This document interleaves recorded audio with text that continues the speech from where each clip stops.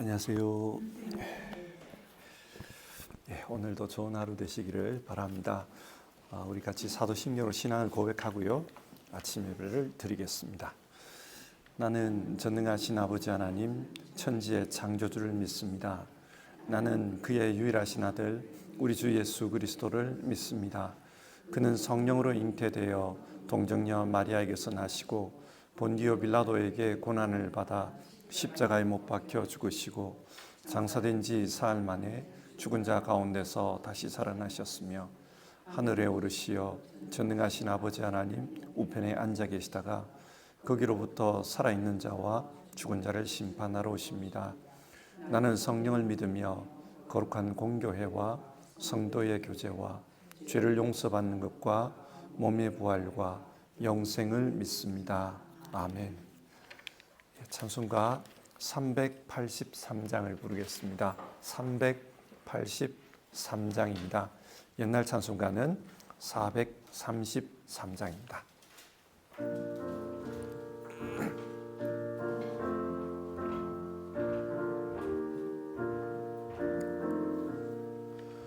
눈을 들어 산을 보니 도움 어디서나 천지 지은 주 하나님 나를 도와주시네. 나의 발이 실족하 않게 주가 깨어 지키며 택한 백성 항상 지켜 길이 보호하시네. 도우시는 하나님이 내게 그늘 되시니 낮의 해와 밤의 달이 너를 상치 않겠네. 내게 화를 주지 않고 혼을 보하시며 너의 주님 지금부터 영영 인도하시리. 우리 같이 기도하겠습니다.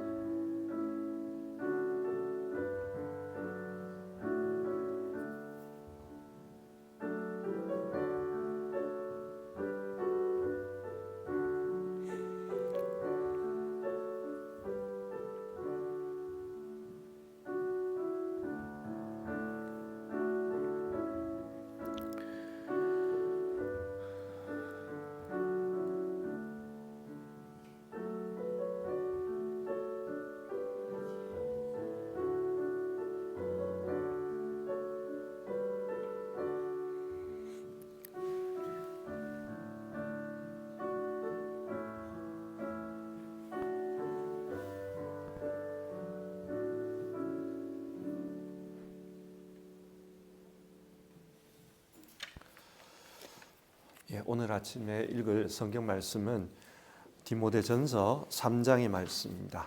디모데전서 3장입니다.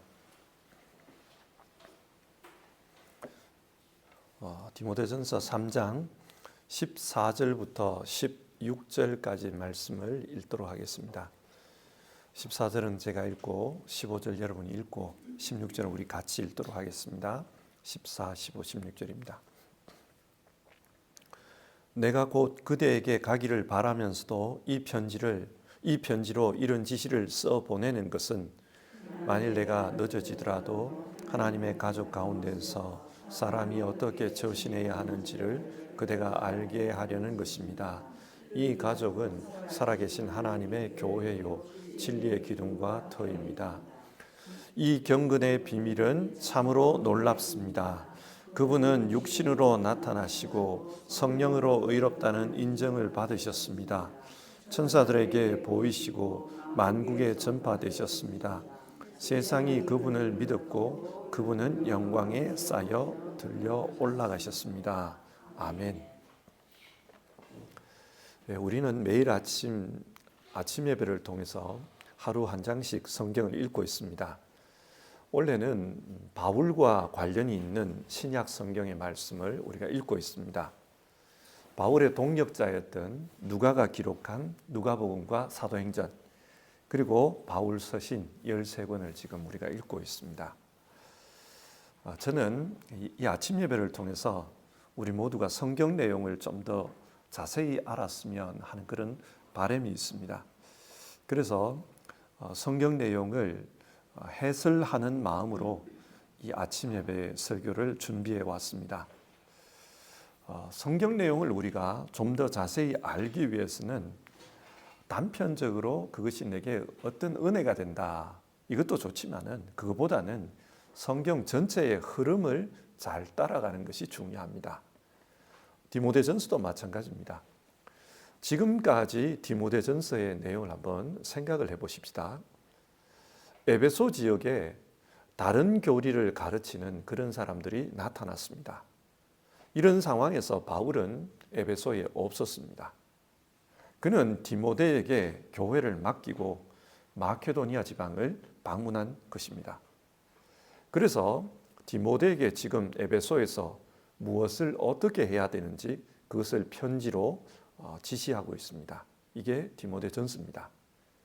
구체적으로 어떻게 하라고 했습니까? 1장을 보면은 영광의 복음을 가르치는 일에 힘쓰라, 그렇게 말했습니다. 하나님의 복음을 나타내는 데 힘쓰라. 그러기 위해서는 선한 싸움을 해야 한다, 그 말을 했습니다. 그리고 2장을 보면 성도들에게 어떻게 신앙해야 영광의 복음을 따를 수 있는지 그것을 구체적으로 가르치라고 합니다. 우선은 기도의 지형을 넓히라고 했습니다. 자기 자신을 위해서만 기도하지 말고 모든 사람을 위해서 기도하라, 그렇게 말했습니다. 왜 그렇게 기도해야 되는가? 하나님은 모든 사람이 진리를 알고 구원을 얻기를 원하시기 때문입니다. 그래서 그 하나님의 마음을 품고 기도의 지평을 점점 넓혀가라. 모든 사람의 구원을 위해서 그렇게 기도하라, 그렇게 말했습니다. 그리고 또 영광의 복음을 따라서 살기 위해서는 교회 안의 남자 성도들에게, 여자 성도들에게 이렇게 살아야 한다, 그걸 구체적으로 가르치라고 했습니다. 그래서 어제 우리가 그 내용을 살펴보았습니다. 이어서 3장에서는 이 영광의 복음을 가르치기 위해서는 교회를 세워야 된다. 교회를 세운다는 말은 조직적으로 구성해 가라는 말입니다. 그래서 교회를 이끌어갈 일꾼들을 세우라, 그것을 말합니다. 어떻게 일꾼들을 세울까? 그 일꾼들의 자격 조건에 대해서 말해줍니다. 이러이러한 사람들을 일꾼으로 세워라. 그리고 교회의 본질은 이런 거다. 그 일꾼들을 통해서 이 본질을 이루기 위해서 힘쓰라, 그것을 말하고 있습니다. 그게 3장의 내용입니다. 이 3장을 보면 내용상 세 부분으로 구분이 되어 있습니다. 그 구분에 따라서 하나씩 성경 내용을 살펴보겠습니다. 첫 번째는 1절에서 7절의 말씀입니다. 감독의 자격에 대해서 말하고 있습니다. 여러분, 감독이 어떤 사람일까요? 헬라어로 보면 에피스코포스라는 단어입니다. 에피라는 말은 위에라는 말이고 스코포스라는 말은 본다는 뜻입니다. 그러니까 독일어로 말하면 아우프시히트, 그런 뜻입니다. 위에서 내려다보면서 관할하는 사람, 그런 뜻입니다.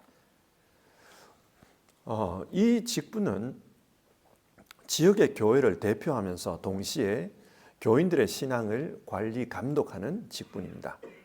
그래서 교회에서 신앙을 가르치고 또 성도들의 신앙을 지도하는 그런 일을 해야 합니다. 이 직분을 오늘날로 바꾸어서 말하면 아마 장로에 해당될 겁니다. 장로의 직분입니다. 바울은 이 감독을 세울 때 어떤 사람을 세워야 되는가?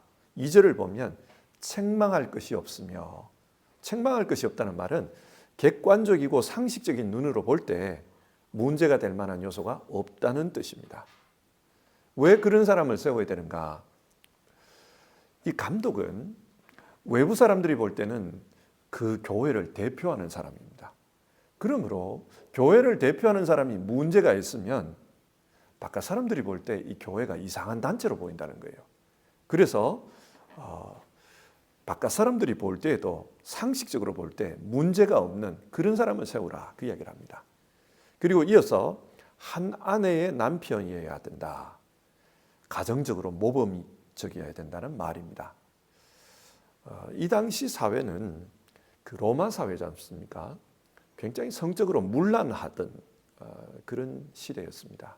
그래서 가정이 있으면서도 그 외도하는 일이 비일비재했고요. 또 몰래 그 첩을 두는 그런 사람들도 많았습니다. 일부 다처제가 좀 흔했습니다. 그런 시대이다 보니까 교회의 감독은 가정적으로 모범이 되는 그런 사람이어야 된다. 그걸 이야기하고 있습니다. 그리고 절제하며, 여기서 절제한다는 말은 네팔리오스라는 단어인데 이 단어는 깨어있다 그런 뜻입니다. 술 취하지 않았다, 깨어있다 그런 뜻이에요. 그러니까 교회의 감독은 도덕적으로 깨어있는 사람이어야 된다. 너무 세상에 물들어가지고 자기가 무슨 짓을 해도 이게 왜 문제인지 모르겠다, 나는 이해가 안 된다, 이런 사람은 안 된다는 거예요. 깨어서 자기의 삶을 돌아볼 수 있는 그런 사람이어야 된다. 그리고 신중하며, 여기서 신중하다는 말은 분별력이 있다는 뜻입니다. 매사에 지금 상황을 잘 파악할 수 있어야 된다는 거예요. 교회가 무슨 일을 어떻게 해야 되는가, 그 시대의 상황을 잘 파악해야 됩니다. 그래서 그런 분별력이 있어야 된다. 그리고 충동적으로 감정적으로 그렇게 일하는 사람은 안 된다는 거예요. 단정하며, 단정하다는 이 말을 보면은 코스미오스라는 단어인데 이 말에서 코스메틱이라는 단어가 나옵니다. 그러니까 원래 단정하다는 말은 화장하다 그 단어에서 왔어요.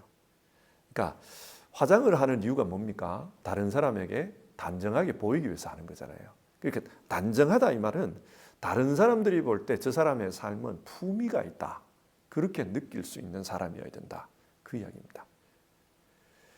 그리고 나그네를 대접하며, 여기서 나그네를 대접한다는 것은 그 당시에 복음 전도자들은 한 교회에 머물러 있지 않고 이렇게 다니면서 복음을 전했지 않습니까? 그래서 그런 사람들을 잘 섬길 수 있는 사람이어야 된다, 그 이야기입니다. 가르치기를 잘 해야 한다. 이 당시에 각 교회마다 목사가 있는 게 아니기 때문에 이 교회의 감독이 되면 이 사람들이 신앙을 가르쳐야 됩니다. 지금은 그런 데가 잘 없는데요. 1980년대만 해도 한국의 시골 교회 가면 목회자가 없는 데가 많았어요. 그 목회자가 없는 데 가보면 교회 집사님들이 돌아가면서 설교를 합니다. 주일날 오늘은 A 집사님, 다음 주 B 집사님, 그렇게 돌아가면서 해요. 그 말입니다. 지금 에베소 지역에 여기도 디모데가 있지만은 디모데도 전도하러 다니는 사람이니까 없을 때는 이 감독들이 말씀을 전해야 되는 겁니다. 그렇기 때문에 가르치기를 잘해야 된다. 그리고 지금 이 에베소 지역에 그 다른 교리를 가르치는 이단이 들어와 있잖아요. 그걸 분별할 줄 아는 사람이에요. 그 이단 교리에 휩쓸려 가지고 그렇게 가면 안 된다, 그걸 말하고 있습니다. 그리고 또 기타 3절을 보면 술을 즐기지 아니하며 난폭하지 아니하며 너그러우며 이런 말이 나옵니다. 윤리적으로 옳고자 된다는 거예요. 술을 먹고 좀 이렇게 난폭한 행동, 폭력을 휘두르는 행동, 이런 행동을 해서는 안 된다. 다투지 아니하며 돈을 사랑하지 아니하며. 그 당시에 이 다른 교리를 가르치는 사람들은 돈이 목적인 경우가 많았습니다. 그래서 교회 안에 들어와서 뭔가를 가르치고 돈을 요구하는 경우가 많았거든요. 그렇기 때문에 이 교회의 감독은 돈을 사랑하는 사람은 안 된다. 그런 이야기를 합니다. 그리고 4절, 자기 가정을 잘 다스리며 언제나 위엄을 가지고 자녀들을 순종하게 하는 사람이어야 합니다. 왜 이게 중요한가? 5절에 그 이유가 나오거든요. 자기 가정을 다스릴 줄 모르는 사람이 어떻게 하나님의 교회를 돌볼 수 있겠습니까? 그 말을 합니다. 자기 가정에서 자녀들로부터 존중받지 못하는 사람이 교회에서 어떻게 성도들로부터 존중을 받을 수 있겠는가? 그런 사람은 안 된다는 거예요. 이 15절에 보면은 바울은 교회를 하나님의 가족이라고 표현합니다. 교회가 좀 확장된 신앙의 가족이라는 거예요. 그래서 자기 집에서 존중받을 수 없는 사람이 교회에 와서 존중받을 수 없다. 그런 사람은 안 된다. 그 이야기를 합니다. 그리고 6절을 보면 새로 입교한 사람도 안 됩니다. 그렇게 말해요. 왜 안 되는가? 그리하면 그가 교만해져서 마귀가 받을 심판에 떨어질 위험이 있습니다. 그렇게 말합니다.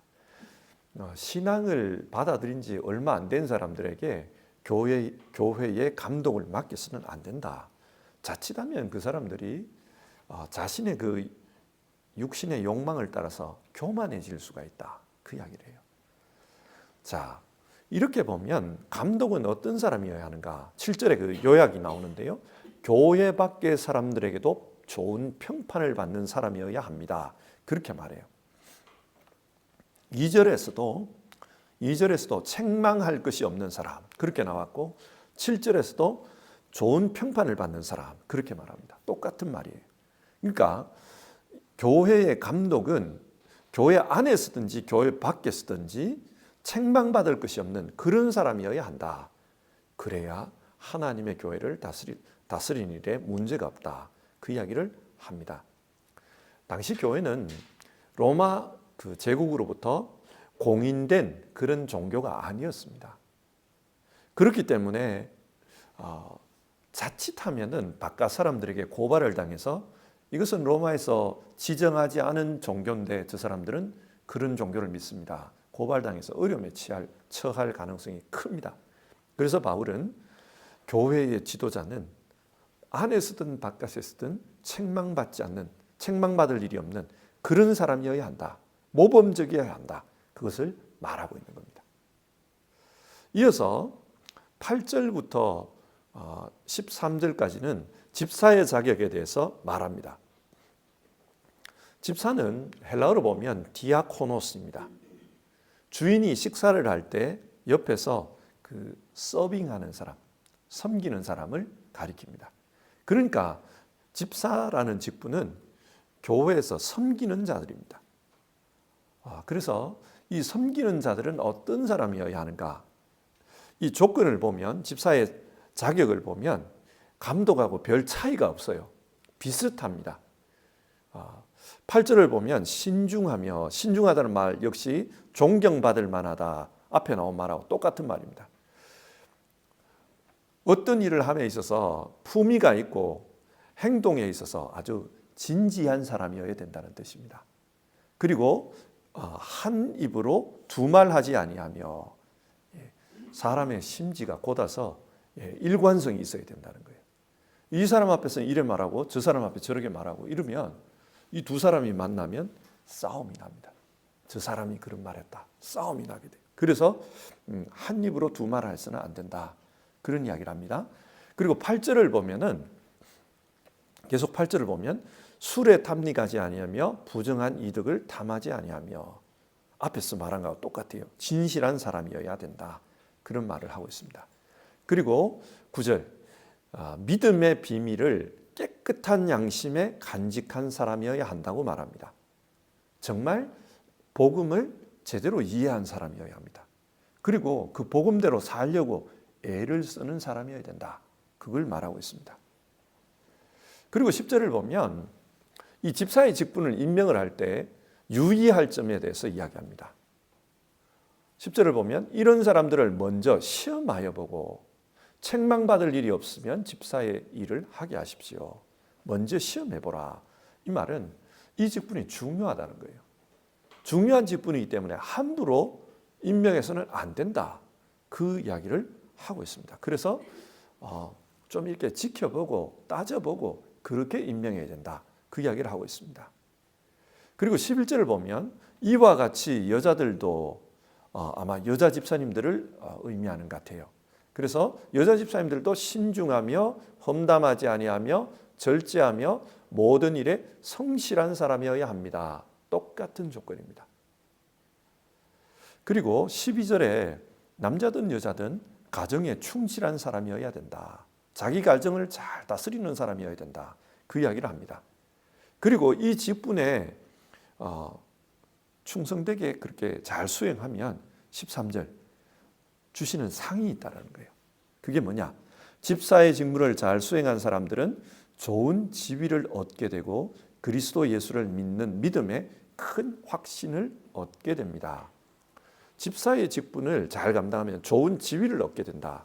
이 지위라는 것은 세상적인 지위를 의미하는 게 아니고 영적인 발전을 의미합니다. 하나님 나라에서 영적으로 크게 발전하게 될 것이다. 그리고 자기 믿음에 확신이 있기 때문에 살아가면서 흔들림이 없을 것이다. 그런 이야기를 하고 있습니다. 자, 1절부터 13절까지 교회 일꾼에 대한 이야기를 했습니다. 그리고 14절부터 16절을 보면요, 경건의 비밀에 대한 이야기를 합니다. 바울은 지금 영광스러운 그 복음을 가르치기 위해서는 교회에 일꾼들을 세우라 그 이야기를 했어요. 그 일꾼들을 세운 다음에 그 일꾼들이 세워지면 조직교회가 안 되겠습니까? 교회가 조직되면 그 다음에 무엇을 어떻게 할 거냐 이 문제가 나오잖아요. 교회가 뭘 해야 되냐 그 문제를 이야기를 하고 있는 겁니다. 14절과 15절을 보면 자신이 왜 이 편지를 쓰는지 그 이유가 나와요.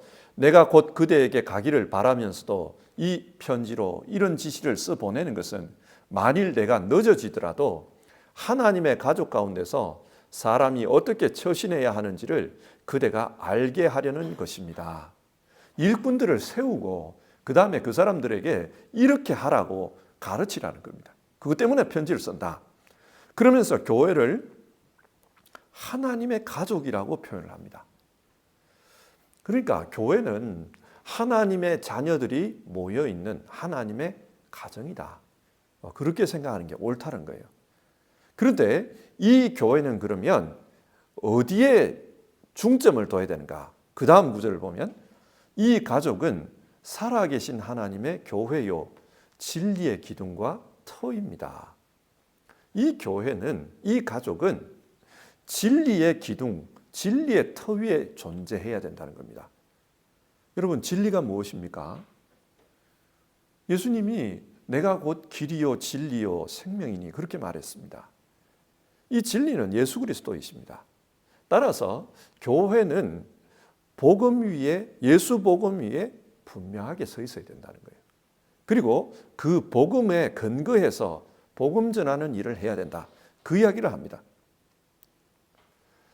어떤 사람들은 교회를 단순한 모임으로 생각을 합니다.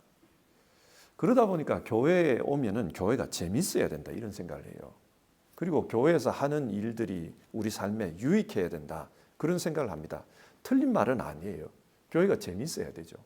유익해야 되는 거 맞습니다. 그런데 이렇게 재미있고 유익한 걸 찾다 보면은 사람들의 친교 모임이 될 수도 있습니다. 예를 들어서 늘 같이 여행 다니고 같이 밥 먹으러 다니고 같이 놀러 다니고 그 일에 집중을 하다 보면은 이게 세상의 친교 모임하고 다를 바가 뭐가 있겠습니까? 그래서 교회는 항상 진리의 터 위에 서 있다는 걸 잊으면 안 됩니다. 우리는 예수 복음 믿기 때문에 여기 모여 있는 거고 그 예수 복음을 믿는 사람들이 해야 할 일은 예수 복음이 드러나도록 하는 겁니다. 우리를 통해서 예수 복음이 드러나는 겁니다. 예수 복음을 드러나게 하는 데는 말로 전도하는 것도 중요합니다. 그런데 그것과 동시에 삶이 드러나는 게 중요해요. 사도행전 11장을 보면 안디옥 교회에서 비로소 그리스도인이라 일컬음을 받게 되었다. 그 말이 나오잖아요. 그 말은 그 당시 그 안디옥에 살던 이방인들이 볼 때 유대교하고 이 기독교와 차이가 별로 없었던 거예요. 근데 시간이 지나면 지날수록 살아가는 방식이 너무 다른 거예요. 이 사람들하고 이 사람 너무 다른 거예요. 그래서 구별하기 위해서 그리스도인이라는 호칭을 붙인 겁니다. 이 사람들은 유대인이라고 붙였다면 이 사람들은 크리스도라고 붙인 겁니다. 살아가는 그 삶을 통해서 그리스도인이 뭔지를 보여주는 겁니다. 우리에게도 그게 중요해요. 그러니까 교인들은 영광의 복음이 드러나는 일을 해야 된다. 그래서 복음 위에 서서 복음대로 살면서 교회 다니는 사람들은 저런 사람들이고 저런 일을 하구나. 그걸 보여주는 거예요. 그래서 바울은 그 16절에서 경건의 비밀이라는 말을 하고 있습니다. 이 경건이 뭐냐? 유세베이아라는 말인데 이 경건이 뭐냐? 예수님을 믿고 살아가는 사람들에게 나타나는 모습, 그게 경건입니다. 예수 믿는 사람들은 이런 모습이 나타나야 된다. 그게 경건이에요. 그래서 이걸 쉽게 번역을 하면은 예수 닮은 모습, 그렇게 말할 수 있습니다. 예수님을 닮아가는 모습, 그게 경건입니다. 그래서 바울은 지금 예수님을 닮아가기 위해서는 먼저 예수님을 알아야 됩니다. 그리고 예수님을 믿어야 됩니다. 그걸 이야기하는 거예요. 그래서 16절에 그 따옴표를 보면은 그게 노래 가사예요. 찬송가 가사를 하나 소개하는 겁니다.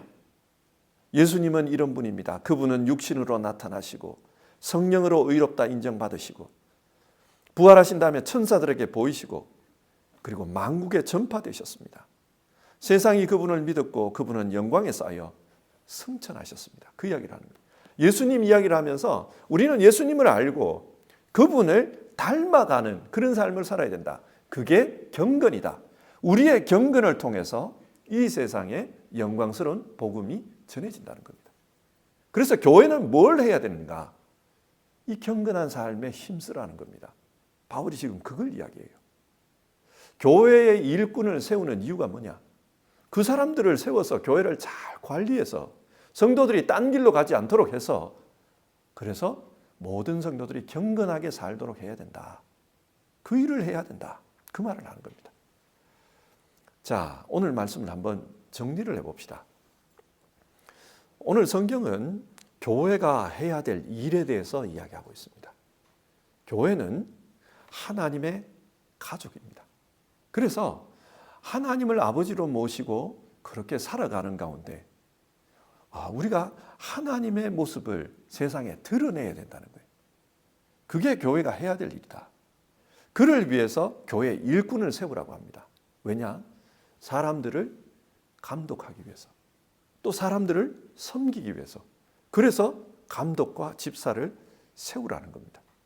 이분들을 잘 세워서 성도들이 경건하게 사는 일에 도움을 줘야 된다. 그 이야기를 하고 있습니다. 그런데 오늘 이 교회 일꾼에 대해서 이렇게 자격 조건을 여러 가지를 이야기하잖아요. 그 당시에 이런 상황에서 본다면은 굉장히 좀 도덕적이고 엄격한 그런 기준을 갖다 대고 있는 겁니다. 이런 사람이라야 된다. 여러분, 왜 이런 사람이라야 될까요? 교회의 일꾼은 중요하다는 겁니다. 그래서 아무나 세우면 안 되고 교회의 일꾼은 정말 세상 사람들이 볼 때도 존중받을 수 있는 그런 사람이어야 된다. 그래야 예수 그리스도의 모습을 나타내는데, 경건을 나타내는데 유익하다. 그 말입니다. 자, 이 말씀을 오늘 우리에게 한번 적용을 해봅시다. 우리 역시도 교회의 일꾼이고 또 일꾼이었습니다. 교회의 일꾼은 굉장히 중요한 사람들입니다. 그래서 굉장히 엄격한 자격 조건을 이야기하고 있는 겁니다. 우리가 중요한 사람이라는 것을 이해해야 합니다. 그리고 우리를 통해 하나님이 원하시는 바, 그리스도를 닮은 경건이 나타나야 된다는 겁니다. 요즘 한국 뉴스를 보면 참 시끄럽죠. 근데 이 시끄러운 이야기의 중심에 대통령과 야당 지도자가 있습니다. 대통령을 향해서도 야당 지도자를 향해서도 참 말이 많아요. 그리고 그 말을 많이 하는 핵심이 뭡니까? 지도자로서 합당하냐? 한국을 이끌어가는데 합당한 사람이냐? 그 이야기 아닙니까? 그런 이야기를 보면서 우리도 우리 스스로에 대해서 한번 생각을 해봐야 돼요. 우리도 하나님 집의 일꾼이다. 사람들은 그 일꾼들이 어떠한가를 보고 비판하기를 좋아하고 또 이렇게 잘 비평한다. 우리 그걸 인지를 해야 돼요. 우리가 세상 속에서 살아가는 우리의 모습이 그런 자리일 수 있습니다. 사람들은 우리에 대해서 이야기할 겁니다. 어떻다 저떻다 이야기할 겁니다. 그러다 보니까 요즘은 교회에서 이런 직분을 맡는 걸 사람들이 부담스러워 하더라고요. 젊은 분들은 안 하려고 해요. 교회 직분을 좀 담당해 주십시오 그러면 안 하려고 합니다. 왜냐하면은 해서 내게 유익은 별로 없고 재미도 별로 없고 욕 먹는 거는 많고 그러니까 안 하려고 하는 거예요. 여러분, 이 교회의 일꾼이라는 것을 하나님의 관점에서 잘 생각해 봅시다. 그 일꾼들을 통해 하나님이 목표로 한 것이 드러납니다. 예수 믿는 것이라는 것이 어떤 건지, 경건이 뭔지를 드러내야 됩니다. 그래서 그 일꾼을 세우는 거예요. 정말 그 하나님의 마음을 이해하고 하나님을 사랑하는 그런 마음이 없으면 참 힘들 것 같아요. 직분자로 산다는 것이 힘듭니다. 동시에 내가 직분자가 되었으면 이 직분자를 사람들이 이런 자세로 바라보겠구나. 그걸 우리가 생각을 해야 돼요. 그 직분을 받아놓고 그러지 못하면은 그 자리에 합당하지 못하면은 여러 말들이 오가고 우리도 비판받을 수밖에 없습니다. 저는 제 자신을 그렇게 많이 봐요.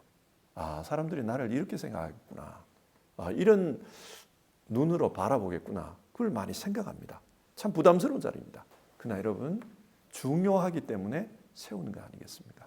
오늘 바울은 영광스러운 복음을 전하기 위해서 직분자를 세우라. 그리고 그 직분자들을 통해서 경건이 뭔지를 드러내라. 그게 교회가 해야 될 일이다. 그 이야기를 합니다. 우리가 이 말씀을 생각하면서 우리가 직분자라는 걸 생각하고 직분자를 사람들은 어떻게 보는지 그것도 한번 생각해보고 그리고 그리스도를 사랑하는 마음으로 하나님이 나를 왜 세우셨는지 거기에 대한 마음을 가지고 우리가 하루를 살아갔으면 좋겠습니다.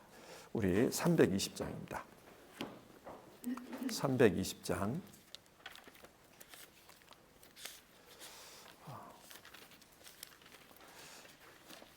옛날 찬송가 350장입니다. 나의 죄를 정케 하사. 우리 1절 4절 부르고요. 기도하도록 하겠습니다.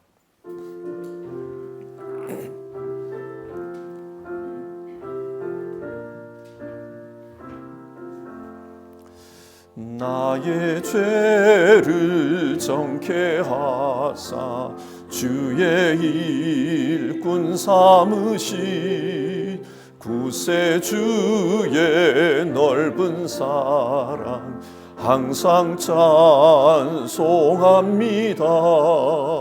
나를 일꾼 삼으신 주 크신 능력 주시고 언제든지 주 뜻대로 사용하여 주소서. 4절입니다. 주여 내게 성령으로 충만하게 채우사 생명수가 강물처럼 흐르게 하옵소서. 나를 일꾼 삼으신 주 크신 능력 주시고 언제든지 주 뜻대로 사용하여 주소서. 자, 우리 같이 기도합시다. 바울 사도는 이단 무리가 들어와 있는 그 에베소 교회 그 에베소 교회를 향해서 복음을 전하는 일에 힘쓰라. 그러기 위해서는 교회 일꾼들을 세워야 된다. 그리고 그 일꾼들을 통해서 경건하게 사는 모습을 성도들로 하여금 나타나게 해야 되고, 그를 통해서 하나님의 복음이 전해지게 해야 된다. 그 이야기를 하고 있습니다. 여러분, 우리 모두도 일꾼이었거나 또 일꾼입니다. 교회에서 직분을 받았고 또 지금도 직분을 감당하고 계실 줄 믿습니다. 이 일에 있어서 정말 하나님, 내 자리가 어떤 자리인지를 알고 내가 무엇을 해야 되는지를 자리를 알고 이 직분 잘 감당할 수 있도록 도와주시옵소서. 우리 그렇게 기도했으면 좋겠고요. 그리고 우리가 이 직분자로 살면서 경건한 삶, 예수 그리스도가 나타나게 되는 삶, 그런 삶을 잘 살아갈 수 있도록 도와주십시오. 우리가 그렇게 기도해 봅시다. 그렇게 살아가면은 우리 자신들이 달라집니다. 우리에게 유익이 있습니다. 그리고 하나님의 교회, 하나님의 나라에도 유익이 있습니다. 우리가 그런 기도를 같이 드려 봅시다.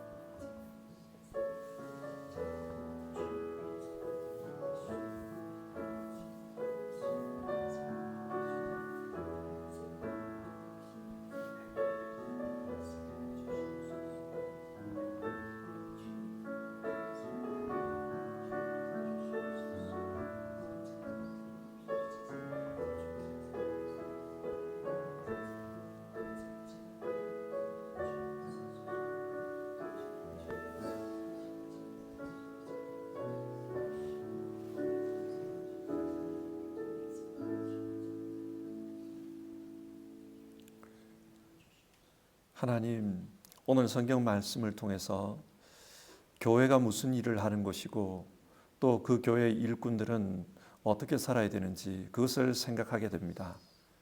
하나님, 우리 모두는 하나님 교회의 일꾼이었고 지금도 여러 가지 일을 하는 일꾼으로 살고 있습니다. 하나님, 하나님께서 일꾼을 세운 이유는 하나님의 뜻이 있고 하나님 보시기에 중요하기 때문에 여러 가지 자격 조건들을 따지면서 일꾼들을 세우신 줄 압니다. 하나님께서 중요하게 생각한다는 것을 알고 우리의 자리가 중요함을 알고 그 자리에 맞게 살아가는 우리 되게 하옵소서. 그 자리에 맞지 않은 모습으로 살아가면은 여러 가지 비판과 또 손가락질이 있다는 거 잘 압니다. 우리가 완전한 사람은 아니지만 그러나 하나님께서 맡기신 그 직분에 충실하려고 우리가 애쓰는 사람이 되기를 원합니다. 그렇게 우리가 애쓰면서 믿음으로 살아가다 보면 우리 자신들이 하나님을 닮은 사람이 되고 또 우리 자신들이 예수 그리스도를 드러내는 경건한 사람으로 변화되어 가는 줄 믿습니다. 하나님께서 주시는 상이 우리에게 있는 줄 믿습니다. 주님, 우리가 교회 생활하면서 다른 데 보지 않고 정말 오늘 성경이 가르치는 그 목적에 따라서 신앙하면서 나아갈 수 있도록 도와주시옵소서. 무엇보다 우리 자신들이 한 사람 한 사람의 그 영혼들이 하나님의 작품으로서 아름답게 만들어져 가는 그런 즐거움과 기쁨을 우리가 누리면서 신앙하게 하여 주시옵소서. 오늘 하루도 우리가 기도하며 하나님 믿고 신앙으로 사는 가운데 우리는 하나님을 닮은 사람으로 만들어져 갈 줄 믿습니다. 우리 성도님들 정말 그 마음에 힘을 주시고 또 그 마음에 하나님께서 소망을 주셔서 감사하는 마음으로 또 기쁜 마음으로 신앙생활 할 수 있도록 도와주시옵소서. 우리 주님 예수님의 이름으로 기도드립니다. 아멘. 주기도문 하겠습니다. 하늘에 계신 우리 아버지, 아버지의 이름을 거룩하게 하시며 아버지의 나라가 오게 하시며 아버지의 뜻이 하늘에서와 같이 땅에서도 이루어지게 하소서.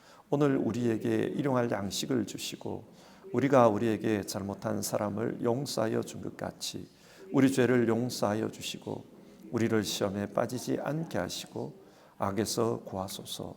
나라와 권능과 영광이 영원히 아버지의 것입니다. 아멘.